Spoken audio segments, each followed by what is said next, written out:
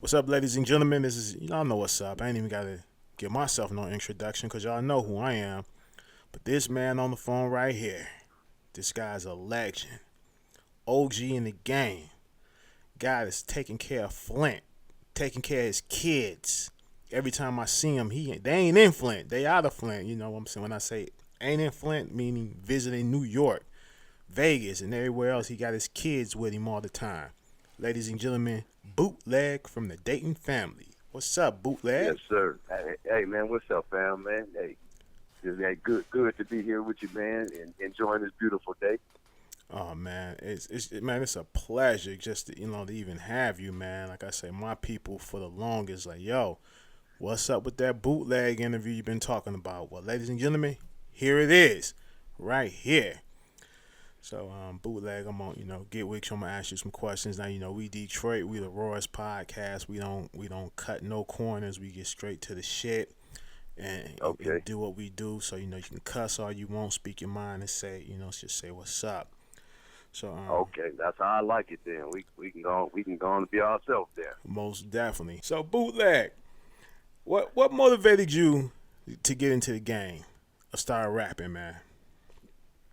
Well, originally, man, when I first started, fucking around with rapping, it was just for my neighborhood, man, just for the guys that I grew up with, man, and went to school with. It was just something, man, to really express myself and entertain my homeboys. Really, I didn't really take, making it as a career seriously. I wasn't even thinking that way at the time. I was like, 14, 15 years old when I first started fucking around with it, and it was years later before I would become serious about it and shit. After I met Stream, it became more serious.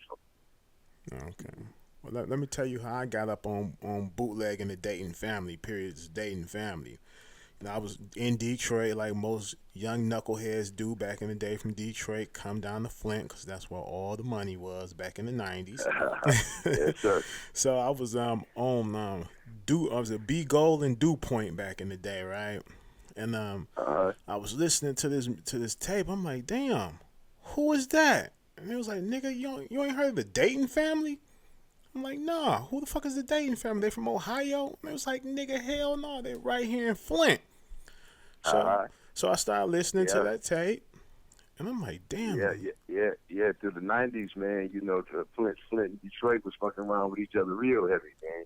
You Mm, know, far as on the street shit. most definitely. So yeah. So yeah, man, that's a beautiful thing to be here still, man. After 26 plus years in the game and still relevant and still able to get out and make some noise. It's a blessing. Oh man, yes it is, man. And like I say, you want to like your guys. You guys are one of the top groups that made it out. Other than Breed, it was Breed. You guys. I remember Top Authority. They was doing Hmm. their thing, and Jake the Flake. Once upon a time, Jake the Flake joined the Dayton Yep. family a little bit later on down the line. Yep, I still kick it with all those guys, man. Matter of fact, Shotgun and Jake pulled up on me the other day, and we, drunk a few beers, man, and chopped it up. So yeah, all them guys still around. Oh yeah, that is a blessing, man. It really is, man.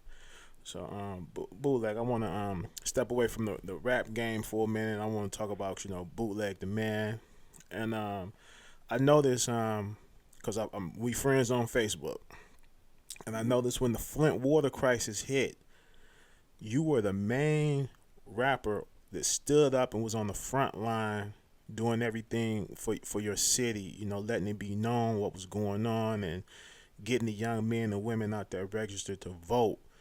And I just started Definitely. watching a little bit more, and I'm like, wow, this guy is an amazing guy. What made you just step up? Because I didn't see any, like I said, I didn't see him. Anyone else, I saw you, and not to say that no one else was doing it. Just what made you step up to, and say, let me do this. Well, I'm gonna tell you like this, man. At the end of the day, I felt like Flint had given us so much, man. Gave us our career. We built our career on the backs of the residents of Flint, man. They supported us through thick and thin, ups and downs, from going to prison and everything. They were still there rocking with us, man. And my mama and all my family members. So to see my mama and them drinking, water. I mean, paying for water that they couldn't even drink. It was killing me. And at the end of the day, I knew I had a voice, man, that was loud enough with people would pay attention. You know, I was real heavy into politics down there and plugged in with a lot of the city officials in Flint. So I just said, man, let me just, try to bring an element to it, to get the young people engaged and, and let them know that they can move mountains if they come together, man, and work hard, man, and have a solidified message and a clear vision of where they're trying to get to. So it was just a natural thing for me, man. I love Flint. So it was just a natural thing to be on the front line fighting for the citizens of Flint. Man, hey, it was well appreciated, and I know the people of Flint love you for it. And then, like I said, you was unselfish with what you were doing. I know that you put together some rappers, and you guys did free concerts for to help to get water, to raise money for water for the people in Flint. How did that turn out? Man, it was beautiful, man, excellent, man. Everything's been going well. I mean, when you're moving in the vision of God, man, it's just gonna go well automatically. That's how I look at it, man. And I everything that we've been doing has been, successful, man. And the people been showing their love and support from all over the country, man, from Chicago to down south. So it's been amazing. That's all I can say. Yes. Said you was into the politic game. You knew some people, and I also saw like during the election down there, I think your candidate was Karen Weaver for mayor, and she won. Yes. And, yes. Yes, I saw you guys that night, Bootleg, after you was there with the mayor. How's your relationship with the mayor? Oh, tight, man. We speak like every other day, and like I say, they support our little thing. We got the Dayton Family Helping Hands nonprofit, and the city of Flint support that, man, all the way. And I'm just, as long as I'm positive, man, positive things come when you're dealing in a positive vibe, man. I don't have no roadblocks in life, man. It's just a clear path and clear road, and I'm just cruising, Yeah, that's a beautiful thing, man. And like I said, once again, I'm here in Detroit, but I still thank you for the people of Flint because, man, you've done so much for that city, man, and you still doing and you still giving. And I wish a lot of rappers would do that with their hometowns, especially, like you said, the people supported you guys and helped your careers, and you just gave back. Not selfish at all. And to this day, we still doing a whole lot of things. I'm gonna have to start keeping you posted on a lot of the things we got coming up. We're gonna take some, kids all over the summer. We're gonna start trying to get the job programs back. We've been working with the mayor on bringing the summer job programs back.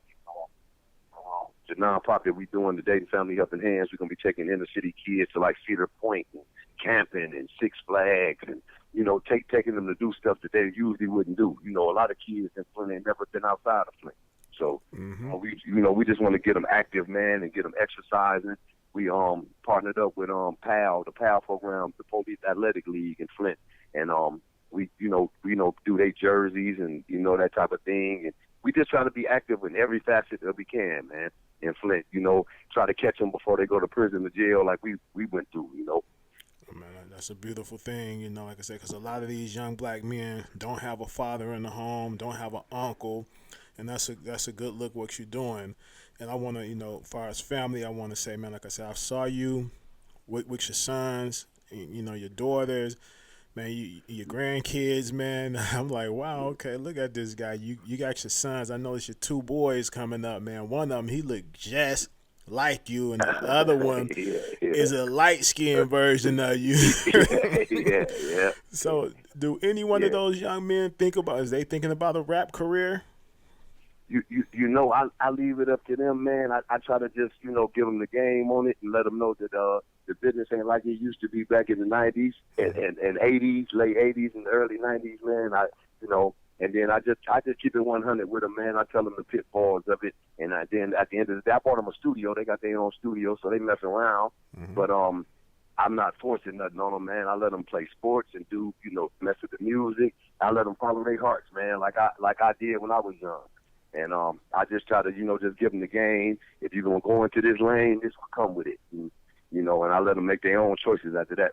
Okay, because I see you got them out. Like I said, you out of town a whole lot, man. You traveling a lot, man. I know your flyer miles is high. yeah, man. I love getting away, man, because the simple things make me happy now. Now that I got a little older, man, it don't take much to make me happy. Just seeing my kids smile and my grandbaby's happy makes me happy. So, to take them around, I've been to all 50 states in the United States, so I want them to see as much of it as possible. If I can help them see it while they're young, then when they get older, they'll take their kids and see things and just pass it along. Most definitely. So, like, when you out with the family, right? How do it make the kids feel? Because I know somebody is always running up to you like, yo, can we take a picture with you? Can we get an autograph? How does that make the kids feel, man? Yeah, they kind of immune to it now, man. They they see things clear though, so if somebody approaching is kind of flaky or off brand or it's weird, they peep all that and recognize it. They recognize the signs. So they used to it, man. They've been around it since they was babies. And so they kind of immune, man. They at the age they is now, they 14 and 16. So they at the age now where they kind of used to it. Okay. So yeah, we're gonna move on back into the rap career. Now, R.I.P. to Big Breed, and I know that you and Big Breed, you guys were kind of close there. How did his death affect you, Bootleg, in any way?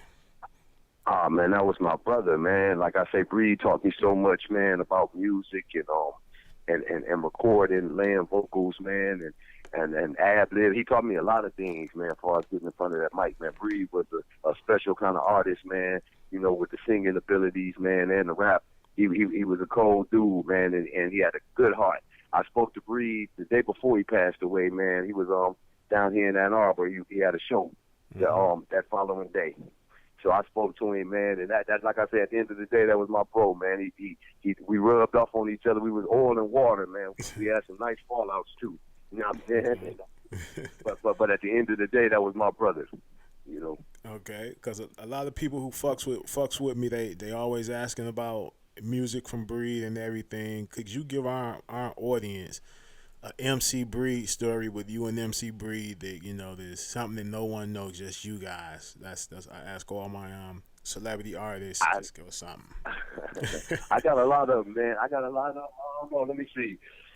Okay. When I came home from prison, in '98, when I wanted to remake the No Future record with Eric, everybody was, I was reaching out to people and trying to run him down, and people was, he ain't gonna let you fuck with that record. You ain't gonna be able to get on that one. He ain't gonna let nobody touch that one. So I pulled up on him in Flint. I caught him at a store in Flint, and I said, yo, Eric, man, I want to redo that record, man. He said, when you want to do it? I said, I want to do it right now. He got in the truck with me. We went to the studio and laid it right on the spot. He didn't even fight with me. We ain't had no fight about the money, none of that. We just went straight and did it. And that was love. Most definitely. Hey, I saw the video. It used to be on the video jukebox, and back then we had them burner phones, them burnouts, and I used to call and order that motherfucker every chance I got on the jukebox. But hell yeah. Man, did y'all have shooting that video? Looked like y'all boys had some fun in them Navigators, man. Oh man, yeah, man. Back then, man, it was young and felt like it would never end. That it was at that point in life, man, when you're in them 20s, man, where you feel your energy level is super high, man. You rock starring everywhere you go. You're jumping around, man, from spot to spot, from bed to bed, and it was just that type of life, man, that was beautiful. I don't regret nothing about it, nothing about my life, the good or the bad, from the music or just the real life period. I love every part of it. Everything I've been through made me the man I am. Hey, we're not supposed to have any regrets about anything we do because it's all learning experiences. Like I say, it helps to make you the better man you are today. Seriously. That's right. No, okay. Now, once upon a time, okay, Esham. Now, Esham is a Detroit legend. Esham is the man here in Detroit, and back in the days, the Dayton family and Esham, you guys collaborated on the FBI album, Fuck Being Indicted. You guys did a song, Player Hater. How did you guys make that happen with Esham? Because Esham, back in that time, he was one of the hardest people to ever work with. He didn't work with people. Yep, I'm going to tell you something. I was incarcerated when they did. I didn't even make that song. Yeah. You know what I'm saying? That was Stream, Esham, and my brother Ghetto E. Right. So I was incarcerated. Stream put that together, man, and reached out. He reached out to, I want to say, I want to say he reached out to Nodis, Yeah. and they plugged him up, man, with E, and it wasn't no problem, man. Then you got to keep in mind, back then we had relativity budget money, so it really wasn't hard to get a feature. You know what I'm saying? Yeah. Yeah, that's because that was a classic right there, and I think you guys went. Yeah. That was a gold album. You guys got a gold album for that certified Yeah, gold. it's a little up over platinum now. Oh, it's over platinum. Okay, hey, Yeah. okay, look at it. Okay, now I Yeah. know this. Okay, because you guys got 9 albums total together, right? The Dayton family. I think it's 9. Yeah, I got to count on my fingers. It's up there. It's up there. Seven, 8. No, it's 9. I think. I think it's 9. Is it? Yeah, it's 9. Okay. Okay, and if I'm not mistaken, what you got like 5 solo albums on your own? If I'm not mistaken, yeah, 5. Got 5 solo albums, and they all different, and they all is a different chapter in my life, man. I love all of them. I sit back sometime, man, and just listen to different, years of my life and the spots where I was at, man. And you can, through the music, you can hear exactly where my life was at every album. Almost definitely. Hey, that Welcome to the Dope House. That was one of my. I love that album. That was a great album. But my most favorite solo album of yours is Death Before Dishonesty. That was a classic. With that record there, man. I was in that spot. I wrote most of that record in the penitentiary, man. And then I had a guy. I had a guy from Detroit, man.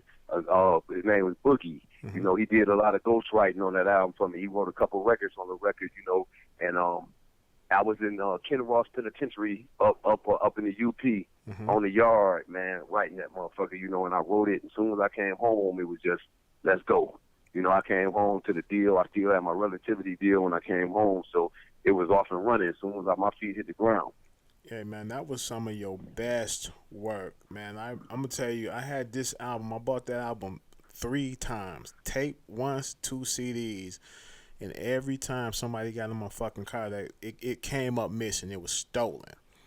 And I remember the record stores was out of business here in Detroit, and I couldn't find it. And I went online, and I found it on Amazon. Somebody sold it to me off Amazon. I got it, and I got that one locked up, and then eventually, bam, it made it to iTunes.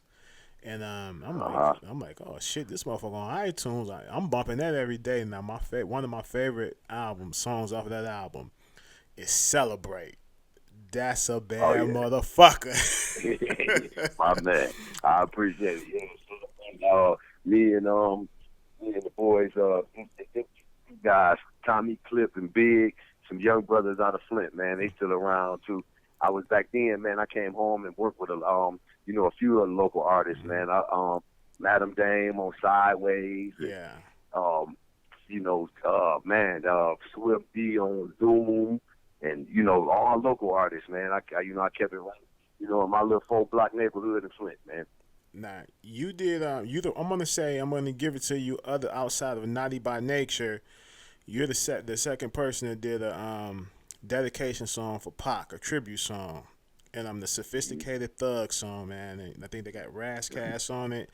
And I must mess you up with that. A lot something that a lot of people don't know. Do you know who that third verse was?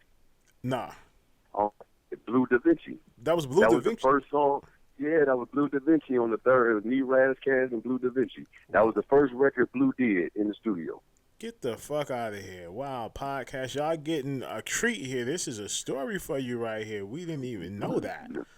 Man. Yeah. Now I know that you and Breed was tight.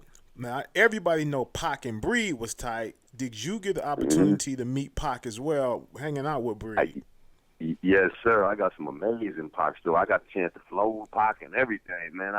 When I first met Pac, he came to Flint. Him and Breed came to Flint to perform downtown Flint. And we didn't get invited to the show, and we was upset. Back then we was young, and we felt like anything happened in Flint, we supposed to be on it. We had the attitude we had.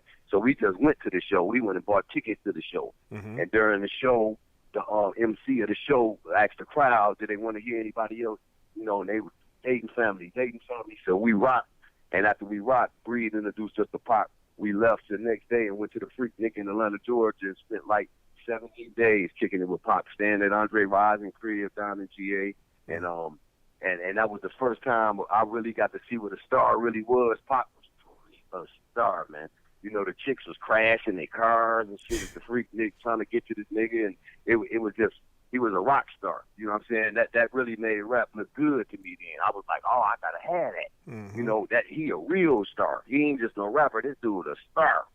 You know, and yeah, man. Then you know he I can go on and on with some good stories, man. We went to a club, man, and SWV, TLC, Jodeci, Jagged Edge, all the Atlanta artists, man, in the club, man, and you know, to walk in the VIP with Pac, man, it just was a light on you. Everybody was a star. That's just the way it felt. You know what I mean? He was a hell of a dude. Yep. Most definitely. Now, tell us something, because I don't have a few of Pac's, you know, death row people on the show, on this show, like had Daz Dillinger, and I had a few of Big C Styles, the DOC, the Realist, and a couple other people that was with Pac, right? And they gave us some amazing Pac stories and told us. Tell us the type of dude that just said the lights is gone, the camera is gone, you guys and Pac, you are behind closed doors being yourselves. What is that like fucking with Pac? Man, it's truth. That's all I can say. You know, when you meet certain people, man, you get a vibe off of them that it's something just, it's true. That's all I can say. The best way to describe it is like, dude was just the truth. Everything that came out of his mouth was honest.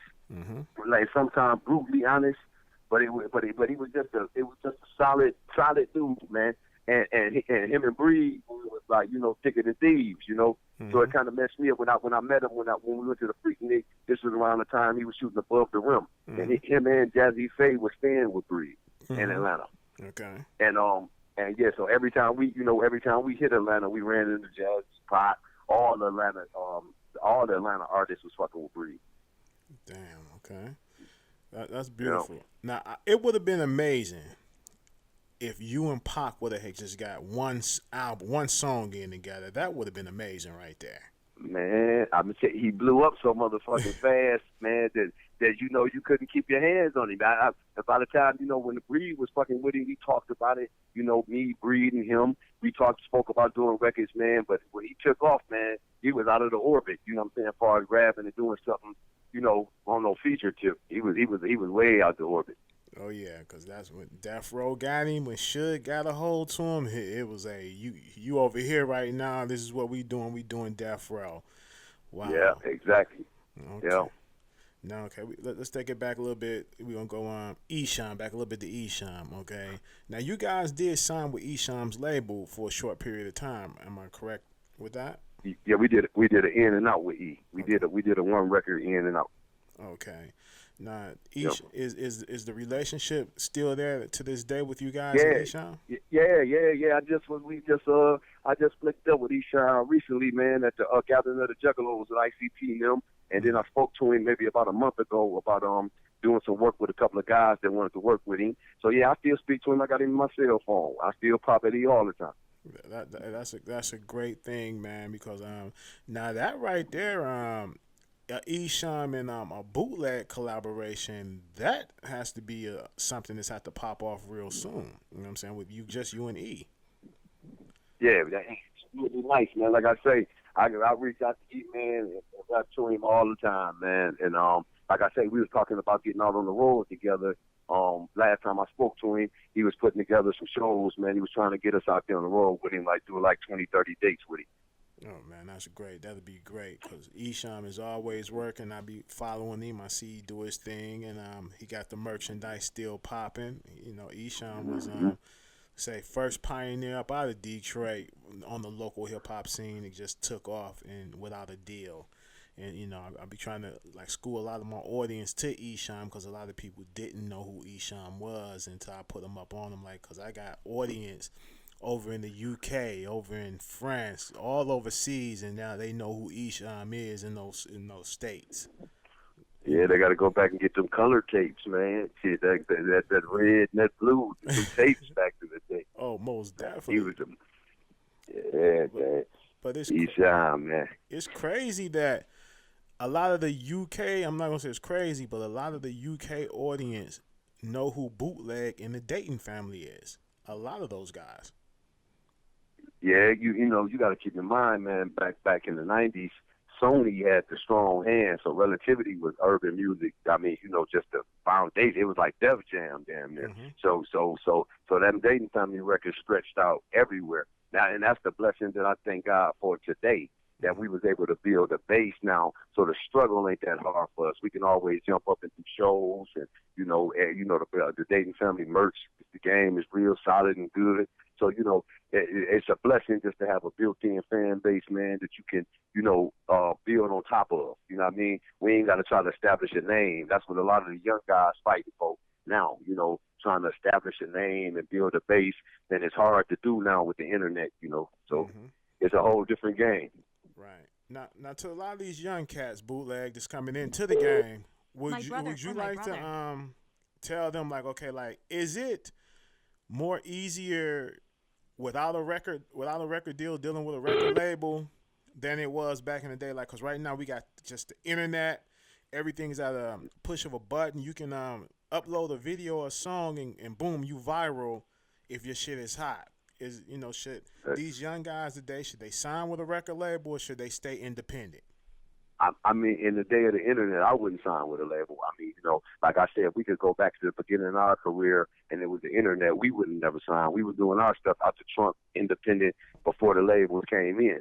But and at the same time, it depends on which way you want to take your career. Because I mean, if you just want to, machine, the labels are the machine, really, at the end of the day. So Right. if you want that machine and that solid big push and that tour support and that, so it's things that a label can offer you that doing it independent, you got to be a millionaire to damn near do on your own. Mm-hmm.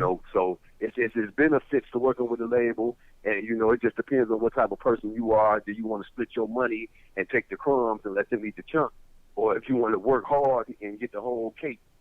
So that's how it is.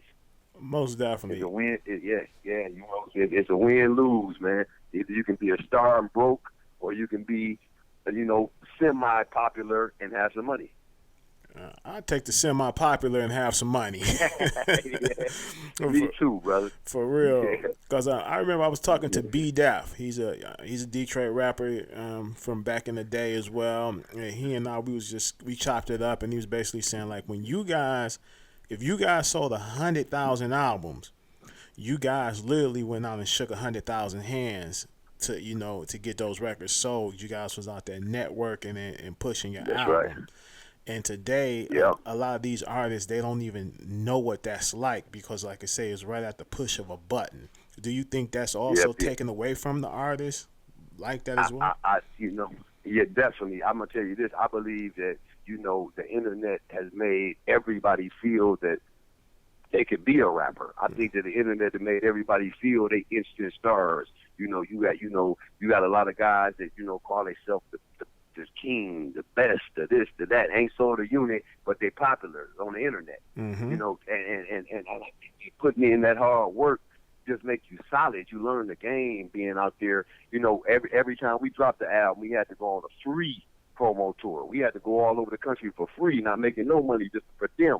Mm-hmm. In a hotel room, little money to eat with. That was it. Mm-hmm. So we had to hit the ground running, to push the records, man. And that was the joy of being an artist back then. I tell my kids now, back in the '90s when you told somebody you was a rapper, they was amazed to meet a rapper. Mm-hmm. It was, and to have a video, that was big back then. We was paying 60, 70,000 for a video back in the '90s.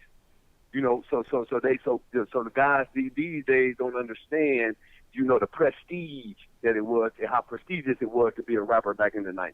You say, I'm a rapper. Wow. Nowadays, if you say you're a rapper, so what? My cousin, my nephew, my niece, everybody a rapper.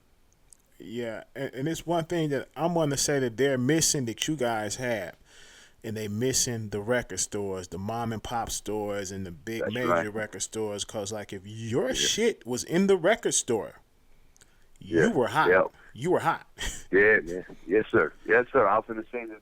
So then a lot of our kids, like my son, I try to tell them, man, y'all will never know that real feeling busting open that new CD, the smell of that opening that CD up, Yes. and that feeling of looking at the artwork inside the CD, and just waiting on your favorite artist to come out. We used to line up to go get Scarface, Cube, them shit when it was coming out, And I hate that the internet took that away from the game. Yes, because that's gone. Ain't nothing like lining up. And I remember back in the day, records came out on a Tuesday. It was released on a Tuesday. All new albums was released on a Tuesday. Now, motherfuckers releasing albums on a Thursday, a Sunday, a Saturday. But when you waited that Tuesday, all the new movies and new records was coming out on a Tuesday. You best believe it. And wasn't it like Christmas? It was like a celebration to wake up that day. Mm-hmm. Know it's in the store. Yeah. Yes. Most definitely, especially like when they say, the Dayton family's new album coming out July 27th. What? Oh, it is? Okay, shit, I'm going to get that. You know what I'm saying? Niggas knew that, okay, well, Dayton family album come out this month, this day of that month, okay, I gotta save my money to get this album. And they gonna miss, but like you say, busting open that CD and reading those credits and looking at the pictures, the multiple pictures. That's gone. That is gone, man. Yeah, it is. And then if you sit back and just look at the state of the game, I mean, I ain't never been, I ain't that bitter guy, that old bitter guy. But I look at the young dudes, man. I just say I wish they wouldn't be afraid to jump out the same lane. Like everybody want to crowd one lane, And back in the day, man, in the 90s, it was 30, 40 different fields of rappers. You had fast rappers. You had storyteller rappers. You had political rappers. You had street rappers. Right. And then, now it seems like it's just one category of rap. It ain't no diversity. You know what I'm saying? Everybody want to be the same guy. Yes. And like I was telling somebody, back in iron times coming up, if you were a rapper, and you came out back in the 90s and put some fucking fingernail polish on and put some pink or blue hair in your hair talking about you was a rock star, nigga, you gonna get your ass whooped. Listen, you wouldn't even been accepted in the rap game. You wouldn't even been accepted publicly. I mean, back then you had to be stamped to get in the rap game. In the 90s, you couldn't just be a rapper. You understand what I'm saying? In order to even get signed to a label, you had to know him and he knew him. Type of play. It was kind of like the mafia. In order to get in the game, you had to be plugged in. And now that's what I say. What complicated it so hard to get to the good music because there's so much bullshit around it. Suffocating the good music. You got to dig through the bullshit to get down there where the good music at. Facts. And I used to tell people this, right? Back in those days, and people laugh at me when I say this shit. Your album cover sold your album. If you didn't have a good album cover, wasn't nobody picking up your album cover. You couldn't have an album cover just of some fucking grass and some trees and shit on your fucking album cover. That album cover had to look hard. Like when you look at that FBI album cover, you looking at, whoa, wait a minute, these niggas got the FBI and they in handcuffs? Whoa, let me get this shit. You know what I'm saying? Sir. Yes, sir. Yeah. The visual sold it all, man. And that's still true to this day, though. I believe that, the guys that's doing them, the shooting the videos to a lot of their music, the people want to see you now. They want to see you active and see what kind of person you are. They want to get to know you. You know what I'm saying? This world, you so interlinked, man. What I say with social media and that type of thing, so interconnected that people want to, they want to know, what type of, is he really this? You know what I'm trying to say? Most definitely. So yeah, man. I go with the flow, man. I just try to stay, current with what's happening, man, and try to stay young. I, live vicariously through my sons, man, and let them turn me on to Fortnite and the other little young shit that's going on, man, and that's what I do. Most definitely. So right now today, Bootleg, do you listen to any of these young artists today? Yeah, man, I can't help it. I got 2 teenagers, man, so they turn me on to shit every day. They play something new, man. They be playing some music, man, some of it I rock with them on it, and some of it just too far out my range, But I love a lot of the stuff, man, that the boys over there with you at, man, in the D doing, man. I fucks with them guys' music heavy because I can relate to it. You know what I mean? Yeah, T Grizz and a lot of them boys. I fuck with a lot of that, over there. Oh, I'm gonna go right here, man. Sada, I fuck with Sada music too. Oh yeah, Sada be rocking. Yeah. and like I look at how a lot of these rappers today, like when we were coming up, if a person was homosexual, they was not doing that shit in the public eye. They hid that shit. No. And like today, right. Everybody is cool with being homosexuals. Like even niggas is just dressing up like that. Like what in the fuck? I'm gonna tell you this, man. That's the not to sound all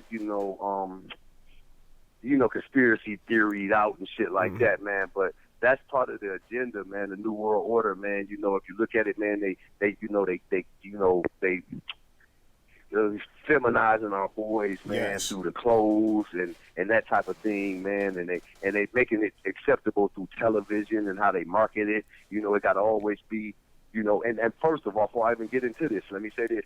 I'm not homophobic at all. I got family members, everything. I'm not homophobic at all. Nothing against gay people at all. Right. But at the end of the day, I believe that it's a agenda, man. You can't even buy a pair of pants if I gotta buy my pair of pants a size bigger than I usually have to back in the day. And that type of shit, man. And it's just a whole, a play on us. That shit hurt me when I see black men, just playing a position of a woman. At the end of the day, and I believe that's all a part of us. Trying to stop, the reproduction of the black folk, man, and that type of thing, and I just don't like it. I don't support it at all, really, when it comes to, I just stay away from it. To each his own. That's the best way I can put it. You know what? I just stay away from it. It sounds like you've been listening to my show because I always say what you just said, man. For real, they making this shit look cool on TV, in the music, and then you look at the biggest celebrity, not celebrity, but the two biggest producers in the movie scene and the TV scene, which is Tyler Perry and this Lee Daniels guy. They put all this shit on TV. And it's not cool, man. It's not cool at all. So like I say, we came up in the Run DMC era, nigga. Adidas tracksuits, pants hanging off your ass. You know what I'm saying? All this skinny jean shit. I ain't with that shit.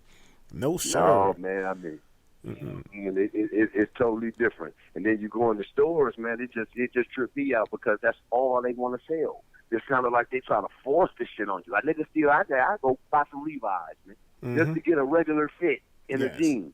Yes. At the end of the day, I just teach my boys, man, just be on the lookout for the signs, man, and you're a man before you anything. I let my boys know that, off rip. Before you anything else in life, you're a man, a black man. So you got to carry yourself a little different. You got to be a little smarter. You got to work double harder than your Caucasian classmates. You got to double the effort. Yes. You got to go into all kind of, you got to do the after school programs. You got to be involved in everything. Yes. At the end of the day, daddy ain't a millionaire. I can't pay for Harvard or Yale. You got to work. Right. Most definitely. Cause like I said, I see your two young men, man, and they look bright. And I saw one of them. You had the video up when he was graduating and everything. How he strutted across the stage, man. I know that was like a proud moment. That's your twin right there. That's the one. That's the twin. Man, the confidence. I love to see him confident, man. I just try to encourage him, man, the most I can. Cause I look at the conditions of our political climate in this country and how the black boys get killed. Everywhere, man. You hearing about them getting shot in their backs and killed. I sit down with my boys and run drills with them and what if this happened? If they pull you over, what should you do with your cell phone? Should you have it in your hand? And I got to go through all that with my boys because I'm looking at it every day, man. It's scary how they killing our kids, man. And at the end of the day, we better prepare our kids and teach them and don't sugarcoat it and try to do that, man. You got to be 100% real with your kids nowadays. You got to tell them the fucking truth about diseases and law enforcement and and everything. You can't even sugarcoat nothing because they're gonna find it. That's true. That is so true, brother. You have not lied about that at all. Not bootleg. You just dropped like about a year ago. I want to say it was about a year ago. You dropped a dope ass album, and the single that led that album, I want to say it was about a year ago, maybe a year and a half. I'm everywhere, man. That motherfucker was banging hard in Detroit, man. Thank you. It was banging. Thank you. Thank you, my brother. No, thank you. Thank you, man. We Yeah. thank you for that, because we was missing music like that, man. We was missing that. And it was like you bought that, it's like, okay, you gave the people like hope. This my age, like, yo, it's still music like this out here. Nigga, you got in my shit, that was banging. That was banging. Yeah, about that. But I appreciate that. But that whole thing right there, man, you get a little breathing room, when you ain't doing when you're doing it on your own. Right. You get a little space where you can be creative in a way that you couldn't. You can do replays and redo shit, and and I'm everywhere came from. I'm fucking with some of my brothers of the struggle, man, and I brought the guys down from Battle Creek, Detroit, man, all the Black Orgies and guys from Lansing and everywhere, came down, and we just came together on it, man, and did that. I'm everywhere. That was Frank G and JT produced the music on it. Hey, that Ghetto Symphony. That video shoot looked like you boys was having a lot of motherfucking fun, for real. Now that's how a video shoot looks. That's how we did it. Go ahead, brother. Go ahead. I was just saying that's how a real video shoot look. You was in the hood, you was taking pictures, you was just kicking it with the people, man, and the people love you, man. That's when I really saw like they love this man. Yeah, definitely. I do my best to give back, man, to Flint, and because it's like I said earlier in the interview, man. They gave us so much, man, through just, man, I couldn't even repay the citizens of Flint back, man, in a one life, at the end of the day. So I do everything I possibly can. Christmas time, I buy Christmas trees. Mm-hmm. The Halloween, I buy costumes. Thanksgiving is turkeys. And I try to stay, busy every 2 or 3 months doing a righteous endeavor for the community in Flint, man, whether it's bounce houses for the kids or shoes for the hoop teams at the Boys and Girls Club. Whatever I can do just to be active, man, and let the people know that I'm thankful for everything that I have and thankful for everything they've given me. Right. Now Bootleg, you made it. And it's safe to say that you could have just picked up and left, moved to Atlanta, California, Miami. You could have went anywhere you wanted to go. What made you just stay home in Flint? Because it's no love like home. I never wanted to be that artist, man, that got a little money, man, and moved away and then went out of town and let them people in another state or city use you up. Then you got to run back to your people, fuck back up. And I never wanted to be that guy. I always said, man, if I make it, I'm going to make it in Michigan and I'm going to stay in Michigan. Why leave? This where all my love at. I'm surrounded by nothing but love, whether I'm broke or rich. So why leave here? And go somewhere where most of the love gonna be purchased love. You gonna have to buy the love when you go somewhere else. Because you ain't grew up with them people. Them people don't know you. You don't know them. Most definitely. So, then I felt like I could do more good for Flint, being in Flint. A lot of people ask me that question. That's one of the most popular questions me and String ever get. Why we didn't ever leave? A lot of people.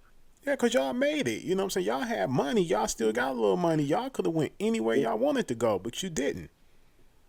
No, man, because ain't nothing like Michigan. I just accept Michigan. I'm cut from the fabric of Michigan, and it's just in my heart and soul. I love Michigan, man. I love everything. I like the way the seasons change. I like we get winter, spring, fall, and summer. So I love everything about Michigan.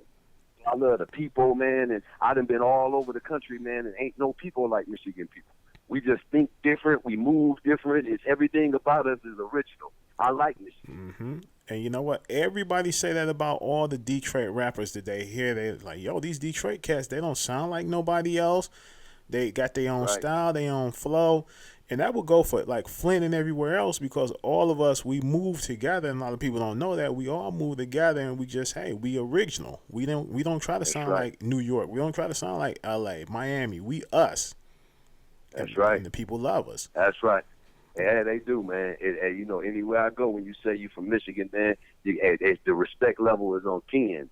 It's just Almost because they definitely. know where we come from. We come from the grind and the grit, and they know we go get it. We get up and go get it. So you gotta respect it. Most deaf, man. Now you guys also did a venture with Psychopath Record, the ICP guys. How was that? Uh-huh. How was that with That the was the, that, ICP? that, that was that was that was that was one of the most the biggest life changing moments, man, we ever experienced. Now, when we got over there, that was the first time the Dayton family ever went on a tour. We did like 62 cities with them, and that was the first tour we ever went on our whole careers. For one and first and only Wow. tour we have been on. So a lot of the places we went, them fans had never seen us. Hmm. Some of them had been waiting to see us since the '90s, back in the early '90s, and still had never seen us perform. So that was amazing, man. I filmed it, man. I filmed like 90 some hours of footage on that tour. That I'm gonna put together soon and let the public check out, man. But we had a ball. They showed us, man, that merchandising game. I think they got to be the kings of merchandising, man. Hmm. The numbers they was doing on their merch was more than most artists the whole tour do. One night, you know what I'm saying, as far as to pay for a show. Hmm. Yeah, them boys is doing big numbers on merchandise, man, and they showed us that in-house game, producing your record, pressing your record, marketing your record, and merchandise all under one roof. So them boys was something different, man. They was a lot more advanced than most of the rappers I ever met. And you know what, Bootleg, and that's just something that us Michigan players do because I do everything under one roof myself, man. I got all the recording equipment in my house. I got all of the filming and video equipment and the lights in my house. I got all the goddamn for the t-shirts, the press machine and the machine that cuts out your logo with the vinyl on the vinyl paper. I got all that in my house. Everything is under one roof. And that's just something us There you go. Michigan players, man. We always believe in cutting out the middleman and doing it That's ourselves. right. That's right. Yeah. That's right, bro. And people respect me. Like Ownership. other Go podcasters, ahead. when they see me do this, a couple other guys, they respect me for that. Like, yo, man, we see you moving and how you doing things. And that's just my, That's my, right. my thing, just to say, hey, we can do this. We don't need that middleman because that middleman going to make more money than we making off of our stuff. That's right, man. Hey, I love it, brother, because that ownership, man, it means more than anybody could ever imagine, man. Ownership is the key to wealth, genuine, Hmm. real man wealth. You got to own some shit, man. I tell my Facts. cousins, I got a lot of family members, man, that still, beat the streets up, and I be Hmm. telling them, man, shit, the money, man, that you just fuck off, man, in the strip club and shit, nigga, you can go buy you a little stove or anything, man. You know, and the money you putting in the cars and bitches and shit like that, man, you got to go buy you something and own something, man. So if you ever do take that hit upside the head, you will have something to fall back on. Your kids will have something, you know. Most And, definitely. and, and it's a hard message to sell some guys because they moving fast. I understand them though, Hmm. because I was moving fast. So, but I try to grab them up, my nephews and cousins, and sit them down with me, spin the block with me for a minute, let me breathe on you, and try to get them to put that money into something, man. Most definitely. So now, do you guys see a reunion tour coming with you, Esham, ICP, and the Dayton family? Is that Oh man, possible? that would be a blessing, man. Next time I try to volunteer, I'm gonna have to run that by him Man, because at the end of the day, if anybody can make it happen, he the one that can make it happen. oh, most You know, definitely, man. Most definitely, you know. because that right there. I remember when you guys did you was on TV. You guys did something on TV with at the Juggalo concert, and I saw that, and that's when they was like bringing you guys out there, and you guys was like fucking this shit up. Everybody was loving Yeah, that shit, going crazy for the Dayton family, man. And I was like, yep, that's yeah, them niggas. yeah. He exposed us to a whole other world, man. A lot of the Juggalo life was, they were fans of ours anyway. But to Mm-hmm. be so formally introduced to them by ICP, man, was a blessing. For him to put us out in front of, 4,000, 5,000 people every day. Every show we did, it's thousands of people there, and that was just a good wake up, for us, man. For him to finally see us, out there moving, and motherfuckers can see us, how we get down live and in person. Mm-hmm. Hey. And then a lot of people be scared of the Juggalos, man. Man, we used to be out in the motherfucking crowd, nigga. We Flint niggas, nigga. We go any motherfucking where. We ain't finna be hiding backstage and shit. We finna get out here and mingle with these motherfuckers. If they sleeping in tents, we gonna get us a tent too. We gonna sleep out here in the tent with y'all. Hey, Yeah, we was on some of that shit, you know. for sure. Let them know this is how we gets down all up in Michigan. We ain't scared. We gonna interact with you guys. That's Wow, right. man. Like I said, I hope that happens, a reunion tour, man, because that right there will make a lot of fucking money. Esham, the ICP, the Dayton family, Bootleg. Come on now, you can't go wrong with that lineup. Not Well, a, y'all hear it, man. Any of you guys out there that want to put that together, y'all hear it. Y'all hearing it here first. We down to go. most definitely. Hey, we gonna everybody. We gonna get Violent J's fucking information, and we gonna flood his goddamn email account or his Instagram account. We gonna flood him because that needs to happen, for real. My brother, hell yeah, it'll be a wonderful thing. Most definitely. Come on, quit playing. And the merchandise, like you said, I noticed how you spoke on the merchandise because now Esham, he's pushing some hell of a merchandise now, and he's I would say he was already, him and his brother, they were already fucking geniuses with that merchandise shit. I remember back in the day, a real life production jacket, a RLP jacket. That was one of Esham's hottest merchandises back in the day, and that motherfucking jacket cost $350 back in like 91, 92, and I had that damn jacket, and I got locked up and was gone for about a couple months, and came back and the jacket was gone. Somebody stole it. You know, a lot of the labels and everybody stole Esham's marketing strategy. Oh yeah. He back then, like you say, him and Bro were way ahead of the game as far as putting their faces on shit and stickers and all that shit. They were, you saw them Esham stickers all over Flint when the albums dropped.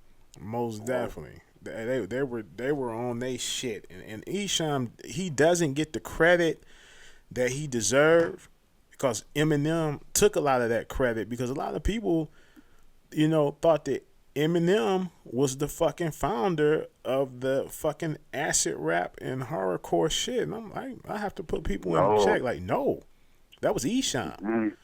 Esham. Yeah, that horrorcore shit. Esham was the first on that shit, man. Yes, he was way ahead of them niggas. He was like a decade or two ahead of them. Esham was 88, baby, and Esham was 88, 87, 88, and Eminem didn't come to like 99, 2000. Right, exactly. So, man. Yeah, they hijacked. Yeah, they got to do their homework, man. That brother shit, he responsible for a lot of careers, around this motherfucker. A lot of guys took that boy style. Yes, they did. Or his, maybe not so his style, but his goddamn, what he was trying to portray. You dig what I'm trying to say? Right. Everybody wanted to do that scary, spooky, blood, type of thing. Mm-hmm. Because I remember when I was I was down there in Flint getting my roll on in 95 shit. Everybody loved Esham in Flint, and I remember man. They fucks with him heavy in Flint. Esham is an honorary Flintstone. Yes, he is. But I wish him and Breed would have collaborated. Now that would have been a hell of a collabo right there, Esham and Breed. Yeah, wouldn't it though? Oh, hell yeah! Quit playing, huh? You know that. Yeah, man. Yeah, I agree with you totally. I would love it. So, what is the boys' Top Authority doing right now? I mean, what's going on with Top Authority? Yeah, my guys, man. I just seen them, man. They man, like I say, at the end of the day, with groups, man, from our generation and era, man, when the deals dry up and the money kind of funny, it kind of push people apart sometimes. It even happened with our group sometimes. So at the end of the day, they just dealing with the regular struggles everybody else dealing with. Mm-hmm. Okay. Life struggles, man. But they still around. They still healthy, man. They still make music. So, you know how that go.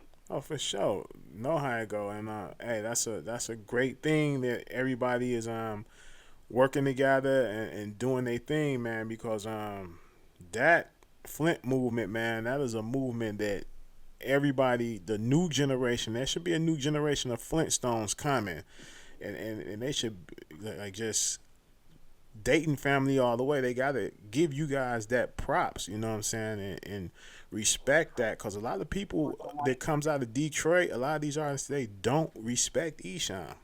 A lot of them do, but a lot of them don't. Wow. Yeah, and that's sad because, and that's the younger generation. We're gonna get that to the younger generation. But when they do Okay. click on his shit, right? A lot of Mhm. them have a change of heart, but before they hear it, oh man, forget that nigga. I'm like, what? Have you even heard this shit? And it's like, nah, I ain't heard it, but I heard he was dissing. It's like, nah, man, listen to the shit. And then when you get Oh yeah. when you get them to listen to it, then they're like, whoa, this motherfucker was dope. You know what I'm saying? And Yeah, the then, new generation is judgmental before they hear music. yeah, They right now this generation go off there. If you over 30, they feel like you can't rap. Like talent got an age limit on it or something. I be telling y'all niggas, nigga, I fuck you up, nigga, still. I don't give a fuck, nigga. I get in that bitch with you right now, Russell. Let's go. nigga, You know? I know you can get in the Yeah. studio booth right now and still eat these boys up. Yeah, man, I have fun with them, man. You gotta go on there. You gotta go on there. You seen that? None of my niggas don't play that video that I did with the young guys out of Flint. Now I haven't saw that yet, but I'm going to go check it out. It's under Cassius. It's under Cassius brand. Cassius, man. Cassius. Yeah, CASHISBRAND. Okay. And it's called none of my niggas don't play that, and that'll give you a perfect example of a nigga that's from my generation rapping with the hottest. Now the brothers on this song is like some of the hottest artists out there, the new generation of artists. Right. So when they called me for it, it was kind of like, fuck it. Everybody said, we got to do one with you in order to get the official stamp and this here. So I say, man, y'all calling me like y'all finna do some damage to me or something. Like I'm stepping into a trap or something on this motherfucker, right?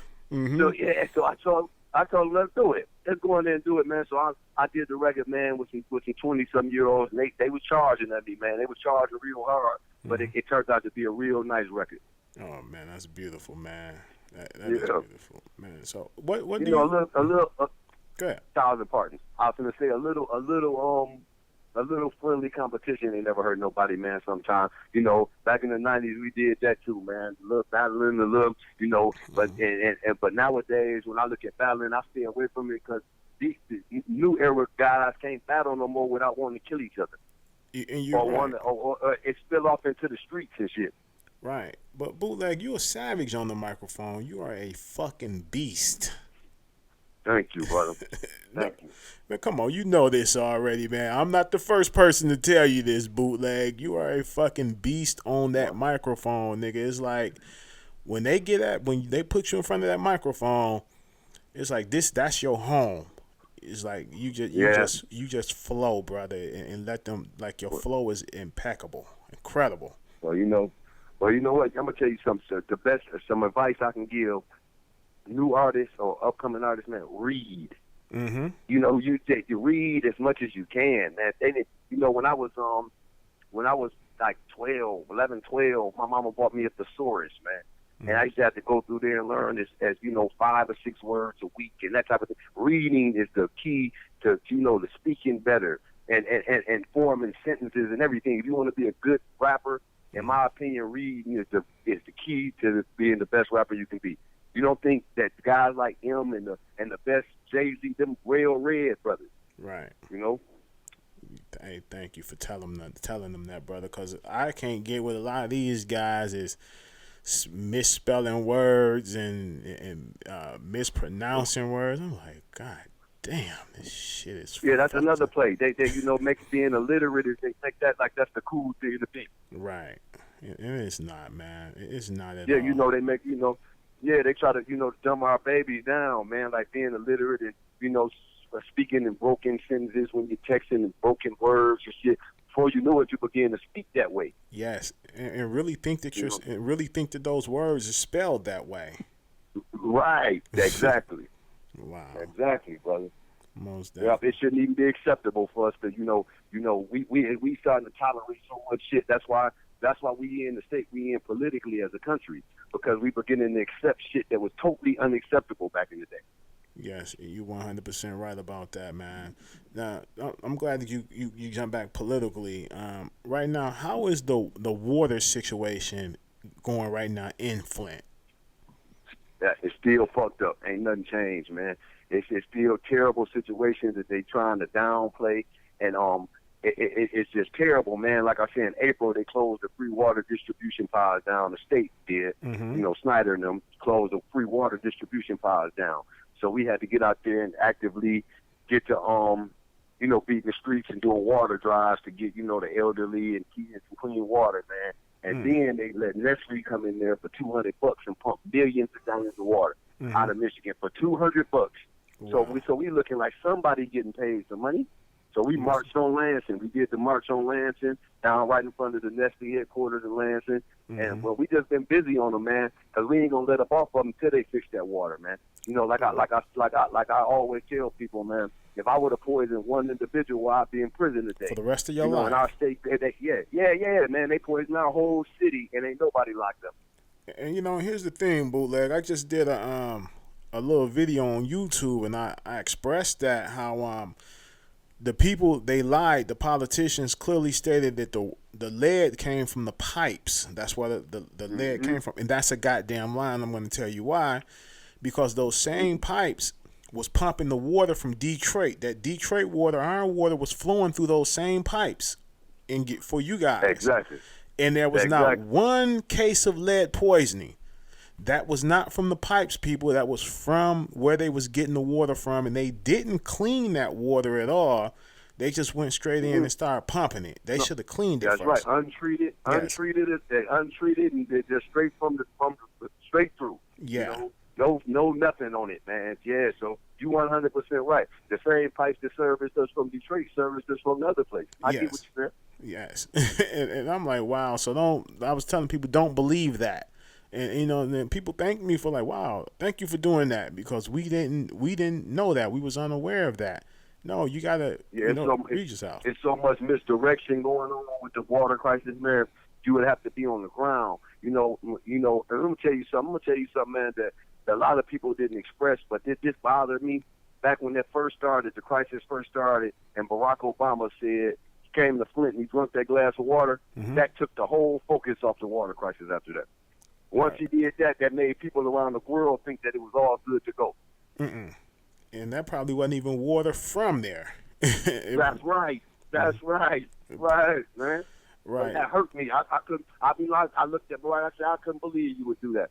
And that was at the beginning of the crisis. He tried to make it seem like it was okay 4 years ago, and it's still fucked up to this day. So imagine how it was back when you drunk it. Most definitely. And if I was him, I would have been like, no, cut that water on from the tap right now and drink that shit from the tap. Yeah, there you go. Come to my house. Let me take you to your house. Most definitely. So now, Bootleg, an election is coming up right now for the governor's race. So right now, who do you have in mind that's a great candidate, or you still, like filling that person out? Yeah, I am, man. I've been speaking to a lot of different people, man, and I'm really not familiar with a lot of the main people that's running. I got to do a little more homework on them before I throw my weight on anything, man. I've been speaking to the some of the church groups and that type of thing, and seeing who everybody's supporting, man. But I'm still undecided right now. Okay, because I'm undecided myself, and I'm still like doing a little bit more homework and still doing some reading on who really has our best interests at heart and who has helped the people so far along the way. And my main thing is I want to see which one of these candidates were really on the front line during the Flint water crisis. And the person who was on the front line, it damn sure ain't going to be that female. I know it ain't going to be her. She's already eliminated. No. Because I found some shit out. What about them foreigners, man? It's a lot. It's like where's the African Americans, man, that's running? You know what? This was a ploy. This was a ploy, Bootleg, and I'm going to tell you what's going on, right? That Abdul guy, he's a foreigner, and the Cherie guy, he's a foreigner. And that female, she was taking big payouts, and they've already proven that. So she's already fucked up. So really, there's nobody for us to really throw our hat in the ring for. Yeah, and then let me ask you this too: where's the black leaders, man? Why ain't they giving? If they saw we lost Michigan to the Republicans in 2016. Where's our black leaders? Where's the NAACP for the guidance to tell people where they should be paying attention to, what candidates to support? See, the Democrats take our votes for granted, though. Right, they take do. Black vote for granted. They're not even out guiding people. No. Right now, how crucial these next elections about. They should be on the ground in Michigan telling people this the candidate that's rolling with us. This the guy that's gonna do what we need done. Right. They ain't giving no voice to the issues, and then they wait to the it's election time. Then they all in our community knocking on the doors and all that shit. But right now when leadership is needed, they invisible. They quiet on all the shit that's going on. Quiet.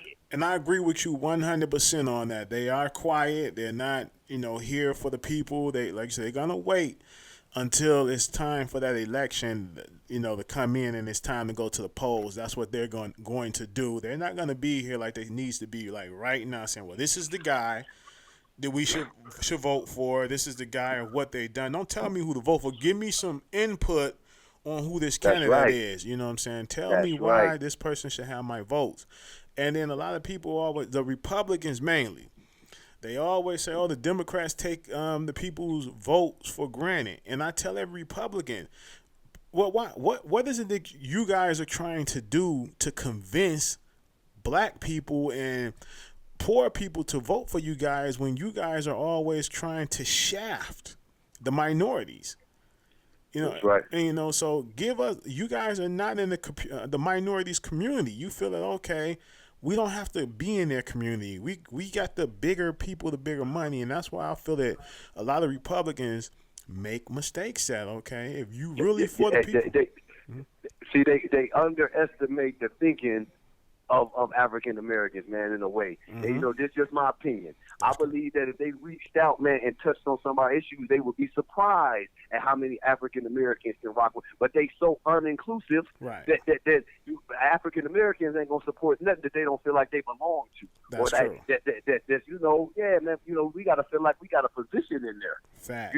And Republicans missing out on a hell of an opportunity, because at the end of the day, man, the Democratic Party been taking our votes for granted for many years. Black people gonna automatically vote with us. They gonna automatically roll our way, And at the end of the day, they ain't been doing shit, man, to support our community, man. Period. You goddamn right about that, brother. You are so right, and it's like I'm sick of it. I know you guys sick of it because we sick of it for real. Because the Republicans, if any Republicans is listening to this show, any of you guys, because I talk about Donald Trump and bash him all day long, and I get a lot of hate mail from you motherfuckers, a lot of you. Start telling your candidates, the Republicans, go into the black communities and talk to the black people. Don't go to the black churches. Don't go to the black churches, because a lot of these black preachers that you guys are going to talk to, they're in it for themselves. What you gonna do for me? You know what I'm saying? A lot of them don't even give a fuck about the community. You can go into these mega churches, Bootleg. Ain't nowhere in the fuck there's a mega church that's sitting on the corner that costs $5 million to build, and you got everybody pulling up in Rolls Royces and Jaguars, but the fucking park across the street from the church ain't got no swings, no slides, and grass look like a jungle in it. That's right. Yeah. So yeah. Yeah, man. Yeah, and like I say, like on that note too, like you were telling them, any Republicans listening, they should know you don't need a middleman to talk to black people. We like to talk directly to who we dealing with. Goddamn we don't right. like to have somebody else tell us who you are. Facts. Tell us yourself who you are. Tell us what you're gonna do for us. Tell us what you're gonna do for our community. Please don't be a goddamn Donald Trump. Please, if you don't, if Donald Trump or anybody that think like Donald Trump, stay away from the goddamn neighborhood, please. I told Republicans, man, if I was ever in the election, man, running as a Republican, man, I would just, I would raise, Social Security. I would raise Social Security payments, by a few $100. I would incentivize. I would touch on issues that African Americans care about, man. We care about feeding our kids, man, our families, man, and working. Minimum wage would be about, 17, 18, Facts. Up there, man. That's what minimum wage for to be for a motherfucker to be able to eat off of it. Most definitely. And here's the thing. They need to, a lot of these black men that come home from the penitentiary, they don't want to go back to selling dope. They want to change their lives, but you guys are not giving them the opportunity to do that. Oh my God, that's so critical what you're saying. You know, once you get out of the joint, man, a lot of people don't realize, man, that you would never be reintegrated back into society as an equal member ever again. You will always be, alienated. You will never be able to carry a pistol again. Some states you can't never vote again. You getting discriminated on housing because now they actually use you a felon when you try to rent a place. Yes. They ain't letting you move in. Then if you got a baby by a chick and she getting some assistance, you can't live with her because now friend of the court fucking with you. Oh, so yeah. as a black man, just the skin you got is putting you in a bad spot. Then imagine all those other obstacles. Then they wonder why we so stressed and angry and mad and bitter, because we got pressure getting laid on us from every angle. Society just from police to the court systems to the everywhere we turn. It's just somebody there ready to squeeze us. You know what I mean? And it's fucked up. You know what I'm saying? At the end of the day, it's so fucked up that don't nobody talk about that. We should be on the endangered species list, man, African American men. Yes, you're not lying. But like I say, a lot of these brothers come home and they try. I've seen it happen with certain guys. Come home and they try, and then there's nothing out there for them. Okay, well, bam. I got to go back and do what I got to do to support my family. Check this out in New York, right? Wow. They train those guys in New York how to be barbers, cut hair in prison, make them cut prisoners' hair, and they don't pay them shit. And these prisoners, the jail is getting paid free labor, and you cutting these guys' hair. But guess what? When you get out of prison, guess what? You can't get a license in New York to cut hair because you are a convicted felon. But you're going to train me in prison to cut hair and cut people's hair in prison, and you guys are going to get paid for it, and I'm not seeing anything. Tell me that's not fucked up. Listen, I know that firsthand experience. I was that guy. So when I was in the Fed joint, I worked in it was like a General Motors. It was called Unicore. And that we made bomb parts. And we got paid cents, 29 cents, 30 cents an hour, some shit like that. They was making millions and billions of dollars off the parts we were building. And the prison system is nothing but slavery organized. That's all it is. The prison system is nothing but slavery organized, man. We build everything. Most of the shit people deal with in their houses, man, being made by inmates in prison, man. Yeah. A lot of the clothes, a lot of the drawers, socks, and jackets, and all kind of shit. Prison inmates make all kind of shit, man. Yeah, I know. I think it was Art Van's furniture, Gardner, right? One of their furnitures was being made in prison, and it was being and coming out here selling this shit sky high, and they was getting it built dirt cheap. Yeah, and then now all these private prisons sprouting up everywhere. They just making slavery just like prison systems is gonna be like Walmart. Everybody's trying to get one. You know what I'm saying? It's private prisons being built as we speak. Like the shit they doing on the border right now with them immigrants fucked up. How they just start locking them up, man, without no justification. Yeah, that's slavery, man. You just kidnapping. That's kidnapping. Imagine if a motherfucker just told you, imagine if we get pulled over by the police, man, and they take you and your kids down to the station. Then they just take your kid and you never see your baby no more. Yeah, that's fucked up. Now, man. Listen, here's one even bigger bootleg, and I'm finna put this on you, and it's gonna blow your mind. It's gonna blow a lot of the people's mind that's listening. Now, Trump is a perverted motherfucker. And was known, there's a lot of allegations out there with him fucking little young girls. And we know that Russia, the guy Putin, who he's cool with, they're big and allegedly known for fucking underage trafficking of minor females, right? Now, why is it that you see in the middle of the night, Trump having all of these little young ladies, the young girls, shipped away to other cities and states in the middle of the night from their parents? You don't see the little boys. All you see is the little girls. That's some shit to think about, brother. All I can say, man, there's some bullshit going on in our government right now. And the build up is Americans, white America, has been so accepting of this bullshit. They would rather have a narcissist racist guy running America than to accept Barack. If Barack Obama would have did one of the things, just one of the thousands of things that Trump did, they would have been trying to burn the White House down, man. Hell if Barack yeah. Obama would have said he grabbed a woman pussy, anything like that, Barack got criticized for wearing the wrong color suit. That was the worst scandal we had. Oh, yeah, you right about that. And this motherfucking Trump can do it all the goddamn time. Yeah. Well, here's one even better. What if the First Lady Michelle Obama, when Barack tried to hold her hand, pulled her hand away from him and would not hold his hand? Oh, the headlines would have been his marital problems in the White House. And look at Trump's wife. She do it all the time. When he try to grab her hand, she pull away. Don't want to be seen holding that motherfucking hand. Man. She can't stand it. Can't stand it. Wow. Yeah, Ivanka act like a mail order bride. That's how she act, like he bought her. And you know what I'm saying? I'm going to pay you to marry me. Hey, she was a porn star once before, ex-porn star. So, hey, it is what it is. Yo, boo. Yeah, man, at the end of the day. Man, tell the people, what's new, what's coming out, and how they can reach you on your social media, man, how they can get at you, brother. Okay, well, for anybody that want to support us, provide clean water for the residents of Flint, man, you can hit us up on the DaytonFamilyWaterFund.com. Mm-hmm. And then anybody, I'm on my social media stuff, man. You can hit me up on the book, man. At my real name, Ira Dorsey, man. You hit me up on there, and I'll respond back personally. It don't be nobody, in the middle of my shit, and that's connected to my Instagram and everything else right there, Twitter, everything. So once you hit that, my Facebook, it'll send you to everything else you need. And then I was going to say that we got a whole lot of things going on. Y'all got to check out the Dayton Family Helping Hands. Mm-hmm. My new album, The Transplant, come out next month in July. I ain't picked a firm date yet, man. I just dropped it off, but next month for sure, July.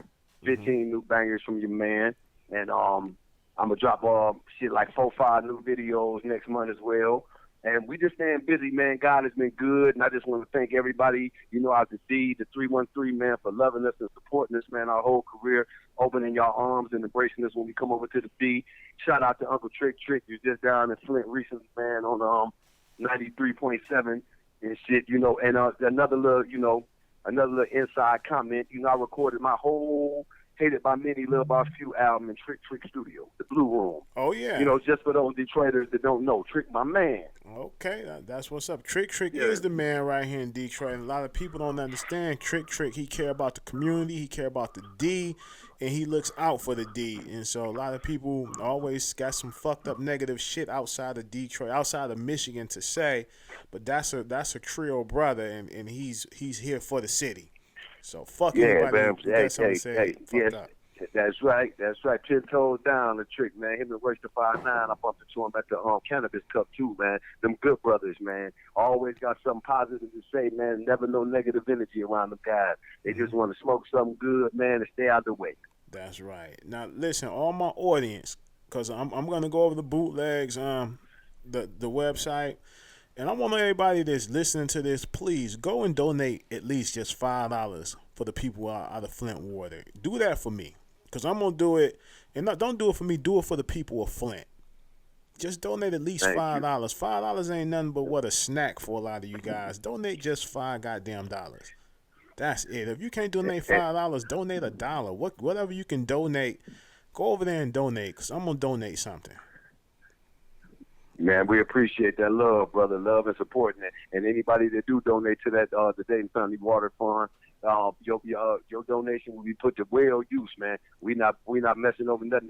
Every dime going to bottled water, and you're gonna see the results of your work, man. We go out here door to door, and you should just see the smiles on the kids' faces, man, when they get that water, man. Something as simple as water making kids happy in Flint right now. So God bless y'all, man. Anybody that hit us with a donation, we really appreciate it.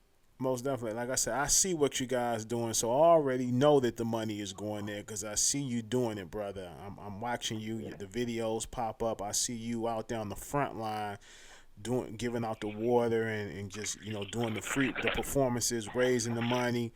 And, man, salute to you, man, on everything you're doing. And I hope God shines down on you, continue to keep blessing you, brother. And I thank you for giving us this interview. Man, you're welcome, brother, and thank you for having me. It's all love. Detroit, stay tuned.